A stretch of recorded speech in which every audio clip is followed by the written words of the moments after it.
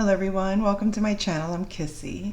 So today I wanted to discuss um,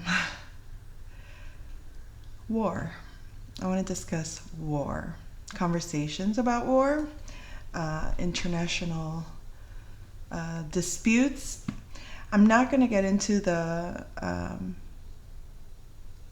actual places that are warring, taking all of that out of all the labels out of the conversation and just focus on the energy of the conversation. When you hear people talking about genocides and when you hear people talking about, what's right and what's wrong and innocent children and people are dying over these political wars, at the end of the day, when you think of it, you can see those same dynamics happening in your own household. You have people that don't agree and they think that they're right, and their thought to be right makes them act in ways that want to punish or wants to excommunicate or whatever the case might be. You'll have people that will preach about what their beliefs are. They'll talk about what's going on in the news, about what they see, and they have their debates, right?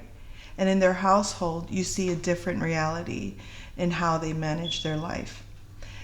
With that being said, we're all guilty of some sort of hypocrisy or some sort of ignorance when it comes to, being in alignment with what is our truth and what we stand on, what we say we believe in, how we act and what we believe in. So with that, I'll give an example. So you have people, saying, I don't believe in war.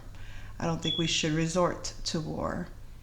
And they're constantly at war with themselves or with others. Treat others the way you want to be treated, but only if they agree with you. And then otherwise, you don't treat them the way that you want to be treated. So with that, I can also say that with that information, with that knowledge, if someone knows what you stand on, if you say, listen, I don't like violence, or I don't like to be at war, I want peace, there's going to be people that want to prove you wrong. And in order to prove you wrong, what they're going to do is provoke you into acting. Kind of like you see when peacemakers make their protest of peace and they let themselves get attacked and martyred and hurt because they're trying to show, look, I'm a martyr. I'm not going to let you, I'm not going to fight fire with fire. Which is why you have to have a flexible yet foundational stance. This is my stance. This is where I do. And there are exceptions to the rules. I don't care what people say. In reality, there are, because if you identify as an American and you say to yourself and you are proud to be in your country, but putting it that far away might not even be relative to you. You might not even consider how realistic that might be. But let's say someone's at your door, someone that's not from your home, and bangs on your door, comes in through your back windows. Are you just going to say, welcome? Hi, yeah, you just came in, crossed my boundary without asking permission. Sure, no, come on in. Can I offer you some food while you're at it? You're going to be afraid. You're going to be defensive. You're going to be protective. And you're going to stand on it. And you're going to say, get the fuck out. And you're going to fight tooth and nail, whatever you have to do to protect you and yours. So now with that, you can put it into context. You have someone else knocking, or you find someone hidden in your home, shaking, shivering, afraid. You walk into your home and someone's in your living room, huddled over, crying, upset. Total stranger, you're still afraid, but you will have some compassion for this person. Who are you? Why are you here? And if they have their hands up and they're saying, I'm not here to hurt you, I just need a refuge I was running from, you're going to be concerned, you're going to help, you're going to do whatever's in your power to make sure that this person is in a safe situation. And you're going to try to figure out, is this person's, whatever they're running from, am I in danger? Those are all the things that you would consider. You don't straight up attack someone that looks like a victim in your home. I mean, common sense, right? So this is the same thing with immigration policy. This is the same thing with considering going to, when we have these conversations about war in other countries. It's easy to speak when you're watching a movie. Yeah, kill a bitch. You'll say that when you're watching a movie, but in real life, that's not how you would act if you see someone being attacked. Or is it? Or is it? Because when I was attacked amongst an entire group of people, not one person had the leadership to say, stop this. What's going on? Where are the authorities? Or, protect, stop, at least stop it. This is just the same as a school fight. When you're at school, you see people fighting. Are you standing there just watching? Or are you trying to stop the fight? Or are you participating and egging it on and perpetuating it? And why? Like, if you don't even know why it's occurring. But I don't understand how you can observe something happening and not have the empathy, not have the, feel bad about it, if you're just an onlooker of the situation. But if you're in your home and you give someone access into your home on a friendly basis, yeah, we're friends here. You can come in, you can stay. This is how we live here. These are our rules. Just respect them. And within a short period of time, they demonstrate that they don't respect your rules. They're destroying things in your home. They're taking things from your home. They're inviting other people into your home that you didn't authorize. They're making your space unlivable, or they're making your space uncomfortable, or you don't even feel safe in your own home because you don't know what they're bringing in and who's in your space that you didn't authorize. So with that, are you supposed to turn a blind eye? Are you supposed to, it's okay. Are you supposed to cower in fear? Or do you stand up for yourself and say, you all need to get the fuck out? Everybody. Now, when you do that, if with the same concept that I was talking about, when they know what you stand on and they want to use it against you, oh, aren't you supposed to be God-loving? Aren't you supposed to be compassionate? Aren't you supposed to be loving? Yes, I am. But are you being that to me? Are you being that to me? Are you somebody that deserves to be treated with this way when the person you're wanting it from is the same person that you are disrespecting, dismissing, dishonoring, however you want to look at it, depending on your beliefs? So that's the gaslighting. And how about the entitlement of wanting to now own and be in your home as if it's their right? You could remind them, remember I said I was going to help you because I'm your friend and I wanted to help you. You asked if I can let you stay for a little while and I said yes, and these were the rules. You can do that. And for the person to have the audacity to argue, berate you, fight with you, all of this, you can look at it as the United States wanting to go into another country and invade it because they want what's there and they can't have it. It's not theirs. They're not asking, hey, can we share? Can we work together? If a country said, no, I'm sorry, I don't want to give this to you, who are we to go there and demand? With the same token, who is any other to come into our space and demand? We wouldn't tolerate it. So you can see how the dynamic of narcissism in relationships, play out in our conversations about politics and in our what we see in the media versus how we act in real life. You can be a hypocrite when it comes to hypotheticals, but when it comes to real life, are those hypotheticals really what you stand on? In other words, if I say, oh my God, that I can't watch that violence on TV, but then in real life you see somebody getting their ass beat and you're like, yeah, go ahead, do it, keep doing it. Do you say, I could never hurt somebody like that? But then when you're put in that same situation, you realize, I don't have a choice but to hurt somebody like that. And then your perspective changes. So people that haven't experienced a situation shouldn't speak on it.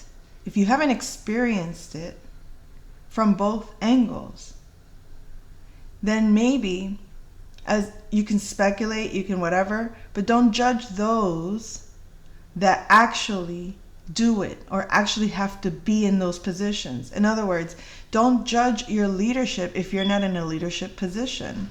Don't judge your policymakers if you're not helping to create policy. If all you want is your way, then you don't see a better way. If all you want is for them and those to not, for no reason other than it's just my choice and I don't want that, then you have to understand what's good for the goose is good for the gander. If I say I don't want to participate with anybody when it's convenient for me, no, get away from me. I don't want to deal with you. I don't want to deal with you either. But then now I want to deal with you and you say, nope, sorry, I don't want to deal with you. I don't have a position to be pissed off at you for not wanting to deal with me. It's like, okay, what's good for the goose is good for the gander. You have every right not to want to deal with me. I don't want to deal with you. You don't want to deal with me. Then I respect that. Period. You just have to respect that. But you'll have people that don't. People that have rules about, I can't deal with that person because they betrayed me. And you should all support me on that. The minute you decide you also don't want to deal with that person, and I have the audacity to tell you, you really should listen to them, I don't have to, but you should. That's hypocrisy, and that needs to be called out.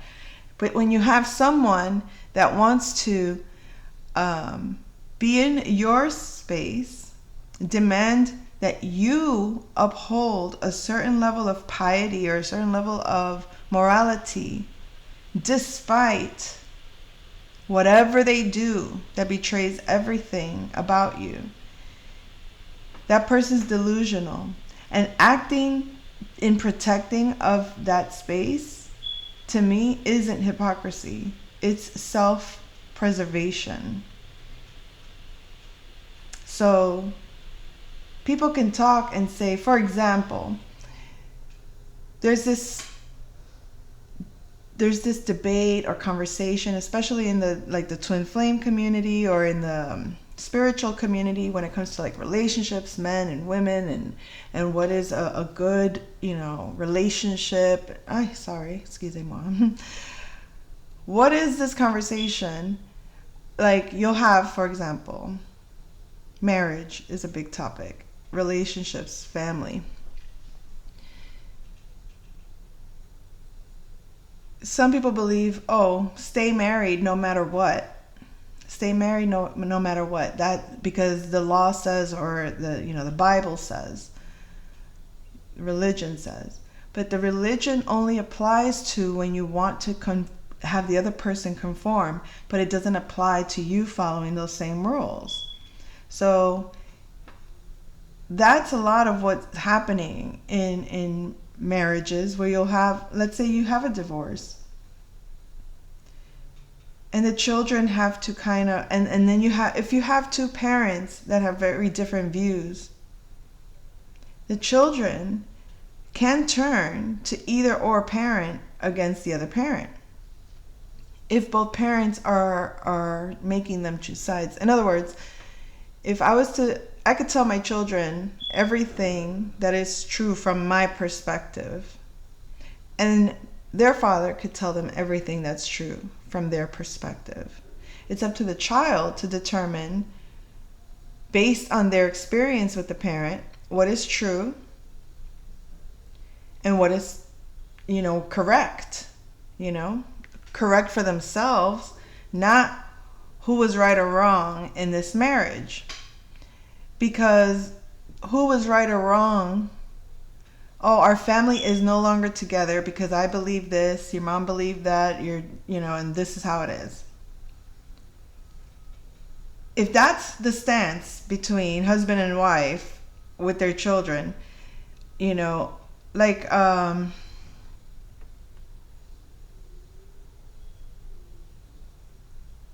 you cannot, as a child, ever really choose sides between two parents that you love. But you can choose sides between a parent that you love versus the one that you don't love. Because let's be honest, some children have very negative relationships with their parents. Some children have a lot of pain and resentment, and whatever that pain and resentment is, they hold their parent accountable for it. But if the parent isn't involved in helping that child understand why they feel the way that they feel, if they're not interested in understanding, then they have a right to feel what they feel. What they don't have a right to do is create more of that negativity. It's like, fine, when you get to a position when you feel that somebody didn't support you the right way, or that it's your parents' fault, whichever parent, doesn't matter. If your own parents fail you, your only option is to not fail yourself. How long can you sit in victimhood of, it was my parents' fault, or I'm like this because of what my parents? Once you get to a position when you're old enough to think for yourself or to do for yourself, you should be able to disconnect from the toxic belief that makes you feel not vindicated, maybe vindicated, that makes you feel justified for behaving negatively towards someone you believe was your authority. But if you're no longer under that authority, then there's nothing to do with it. You don't have to abide by the rules of that authority if you're no longer under it. The problem is, a lot of people are still under an authority that they don't adhere to, all while they're able to have their self-authority, but they're blaming someone that they don't have self-authority, while they're in the space of somebody that has authority. And instead of accepting the authority that they have, or not, and having their own authority, they stay as a victim and victimize themselves against that authority, acting as if the authority is wrong and doing everything possible to tear down the authority. But the authority isn't even asking you to follow the authority. It's like, okay, you don't have to follow the authority. You can leave.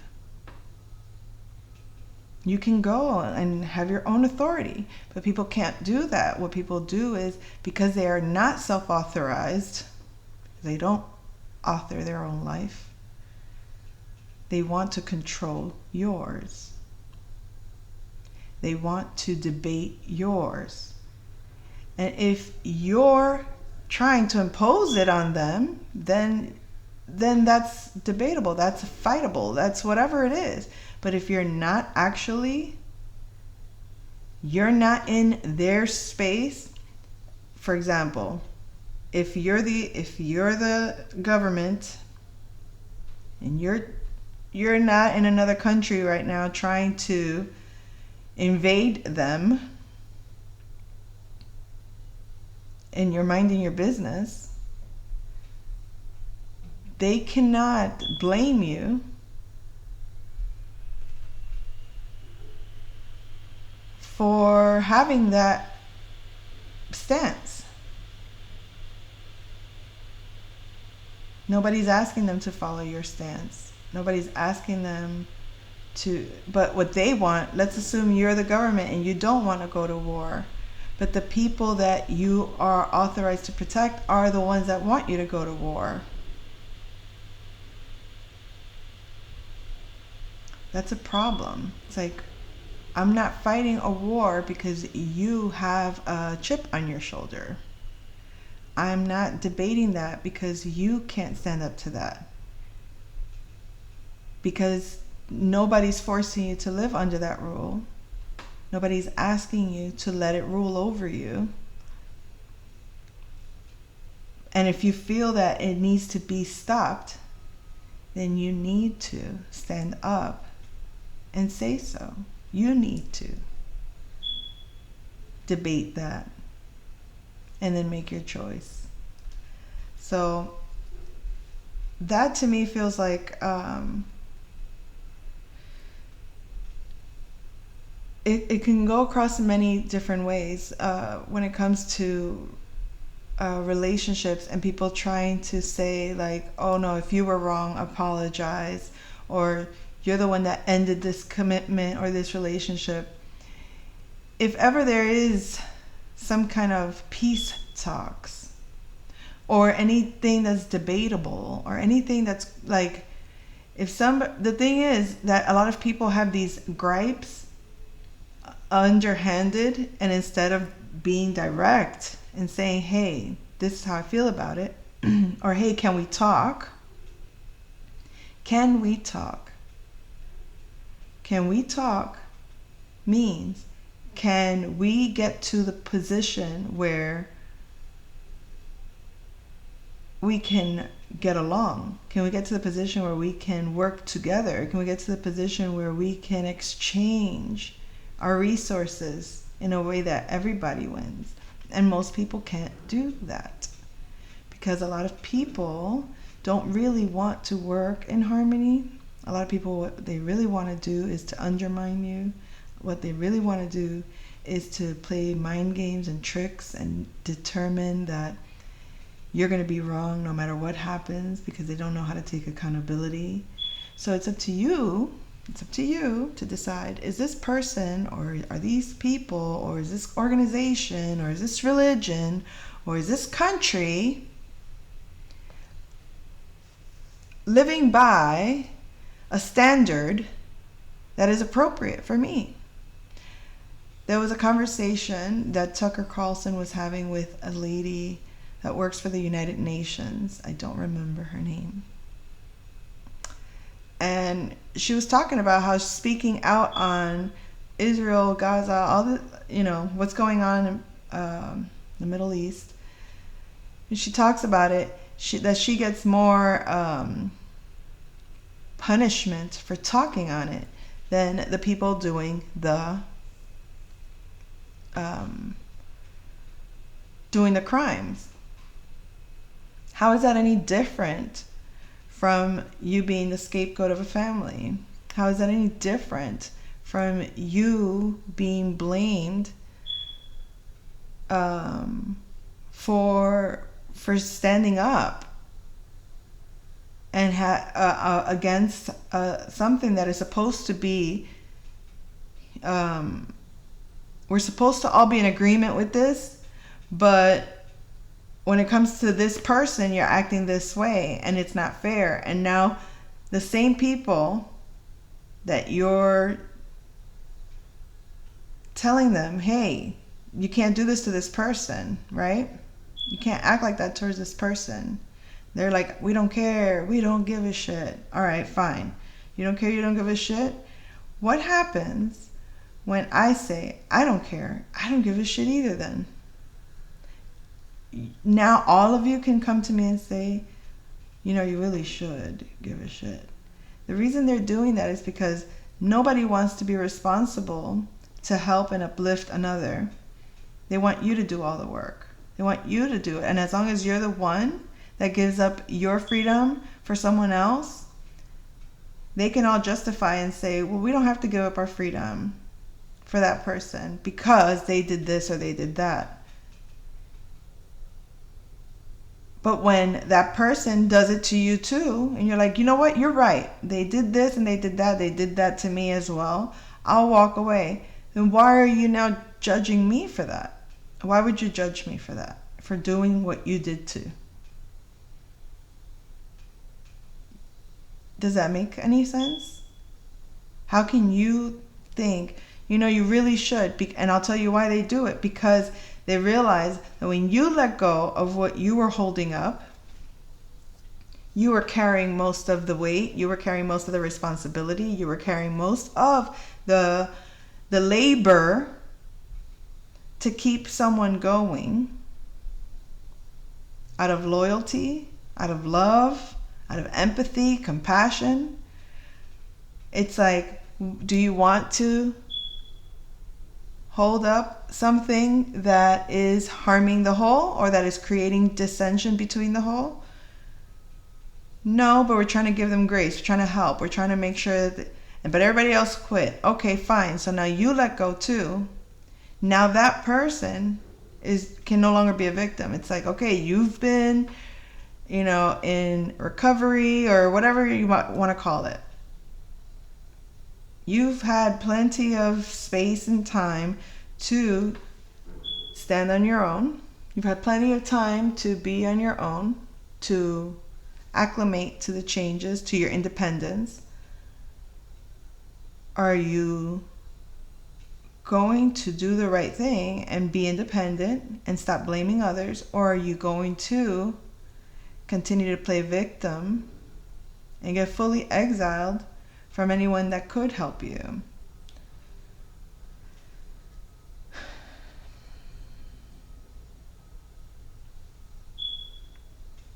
It just seems to me that if people show their patterns and you allow them to do it and you allow them to do what they do, and if self-destruction is their thing and it's not your place to stop it, then